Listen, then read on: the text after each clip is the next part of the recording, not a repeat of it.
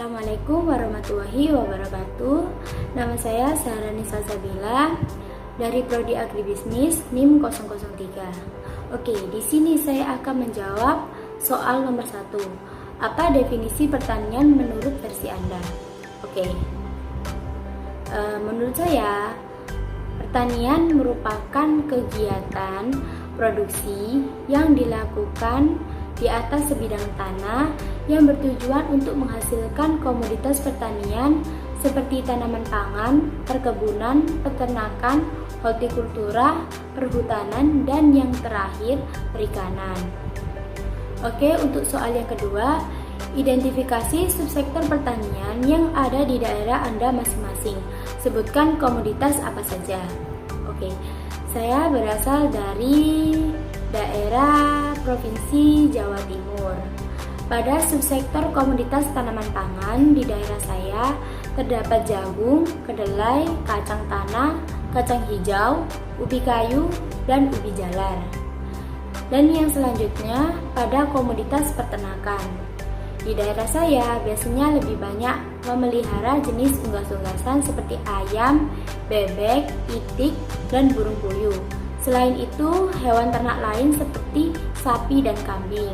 Dan yang selanjutnya pada subsektor komoditas hortikultura yang terdiri dari tomat, terung, kangkung, bayam, melon, semangka, belewah, kacang panjang, dan jamur.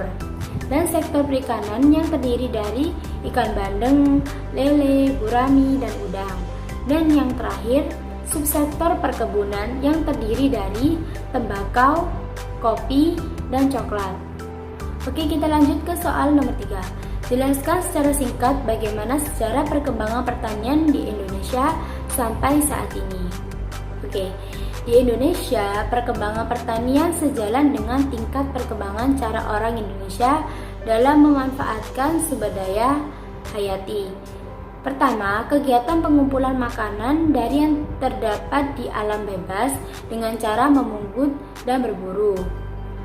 Perkembangan yang kedua, pertanian berpindah karena alam tidak lagi cukup bisa menyediakan sumber bahan makanan dan pakaian bagi satu komunitas. Yang ketiga, pertanian menetap, ditandai dengan dibukanya lahan-lahan pertanian pada suatu tempat yang menetap dan menjadi cikal bakal terbentuknya organisasi pemerintahan desa secara tradisional. Keempat, livestock farming atau peternakan, pertanian yang sudah dikombinasikan dengan usaha peternakan. Yang kelima, pertanian industri, karena diusahakan dalam skala besar untuk memenuhi kebutuhan akan industri tertentu seperti pabrik gula, pengolahan latek, dan pabrik spiritus. Dan yang keenam, pertanian modern yang 100% berorientasi pada pasar. Dan yang terakhir, pertanian global yang berorientasi pada perdagangan internasional di mana tidak lagi terdapat sekat-sekat yang membatasi terjadinya perdagangan pertanian antar negara. Kita mengenal World Trade Organization atau WTO, yaitu organisasi perdagangan dunia yang menjadi sarana jika terjadi perselisihan dalam perdagangan antar negara. Oke, untuk soal yang nomor 4, apa saja tantangan yang dihadapi sektor pertanian secara umum yang ada di daerah negara Anda dan secara khusus pada komoditas yang Anda pilih. Oke, kita ulas terlebih dahulu tantangan yang biasanya dihadapi sektor pertanian secara umum. Tantangan yang biasanya dihadapi adalah kurangnya tenaga kerja karena petani merupakan pekerjaan yang kotor dan mengandalkan otot. Selanjutnya, serangan hama dan penyakit. Dan yang terakhir, perkembangan teknologi yang lamban. Oke, kita lanjut ke tantangan yang dihadapi dalam sektor pertanian pada khususnya komoditas yang saya pilih. Oke, saya memilih komoditas subsektor hortikultura yaitu buah melon. Tantangan yang biasanya dihadapi adalah yang pertama, kurangnya permodalan dan pupuk. Dan yang kedua, penurunan produksi melon pada saat musim hujan, serta serangan hama dan penyakit yang dapat merusak tanaman buah melon. Oke, pada soal nomor 5, apa yang dimaksud dengan input atau faktor produksi pertanian? Sebutkan dan jelaskan produksi apa saja yang digunakan untuk usaha tani pada komoditas yang Anda pilih. Oke. Pengertian dari input dalam faktor produksi merupakan semua sumber daya yang dibutuhkan dalam sektor pertanian. Input pertanian meliputi tenaga kerja, lahan pertanian, teknologi, dan modal. Oke, input faktor produksi yang dibutuhkan pada usaha tani komoditas melon adalah yang pertama, lahan pertanian. Melon membutuhkan lahan tanam dengan macam dan tingkat kesuburan yang tinggi agar hasil produksi melon memiliki kualitas yang baik. Dan yang kedua, tenaga kerja. Nilai produktivitas tenaga kerja dalam petani melon harus lebih tinggi daripada upah buruh setempat, sehingga usaha tani layak untuk diusahakan. Yang ketiga, modal. Modal merupakan salah satu input dalam faktor produksi. Apabila modal lebih tinggi daripada suku bunga tabungan, maka usaha tani dapat berjalan dengan lancar. Dan yang terakhir adalah teknologi. Peranan teknologi sangat penting dalam komoditas melon, yaitu sebagai peningkatan produktivitas pasca panen dan pengolahan hasil. Oke, untuk soal yang nomor 6, apa yang dimaksud pengolahan pasca panen dan pemasaran produk pertanian? Bagaimana proses pasca panen dan saluran pemasaran pada komoditas yang dipilih?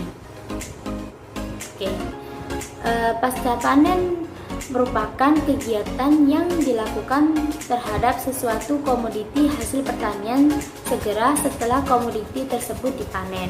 Sedangkan pemasaran produk pertanian merupakan kegiatan bisnis di mana menjual produk berupa komoditas pertanian sesuai dengan kebutuhan dan keinginan konsumen. Pasca panen dalam komoditas melon berpengaruh terhadap kualitas buah melon yang dihasilkan. Tanaman melon yang sudah siap panen itu memiliki ciri-ciri ukuran buah yang sesuai, warna kulit hijau kekuningan, dan yang terakhir, serat jala pada kulit buah sangat kasar. Saluran pemasaran usaha tani komoditas melon dibagi menjadi dua. Yang pertama, saluran pemasaran 1, pertama ke petani, ke tengkulak, ke pedagang pengumpul, ke pedagang besar, dan yang terakhir ke konsumen. Dan yang kedua, saluran pemasaran kedua. Pertama, petani, ke pedagang besar, ke konsumen. Oke, soal yang nomor 7, apa yang dimaksud dengan kelembagaan sosial? Dan apa peran dan fungsi dari kelembagaan tersebut? Oke, kelembagaan pertanian itu merupakan norma yang terstruktur serta dipraktekkan secara terus-menerus untuk memenuhi kebutuhan anggota masyarakat terkait dengan penghidupan dari bidang pertanian di pedesaan. Kelembagaan pertanian di daerah saya itu terdiri dari Dinas Pertanian dan Dinas Ketahanan Pangan dengan lembaga dan instansi lain di bidang pertanian. Peran dan fungsinya adalah sebagai perumusan kebijakan teknis di bidang pertanian dan pelaksanaan evaluasi pelaporan di bidang pertanian dan pangan. Oke, soal yang terakhir adalah sebagai generasi muda atau milenial, apa yang harus dilakukan untuk kemajuan pertanian di Indonesia? Oke, sebagai generasi milenial dapat turut serta dalam upaya-upaya pengembangan sistem pertanian presisi berbasis teknologi. Generasi milenial memiliki pendidikan dan keterampilan dalam memahami teknologi informasi. Generasi milenial dapat memilih untuk tinggal di pedesaan, juga dapat berperan sebagai pengembangan dan manajemen kelembagaan ekonomi petani pedesaan berbasis korporasi, baik itu berbentuk perseroan maupun koperasi.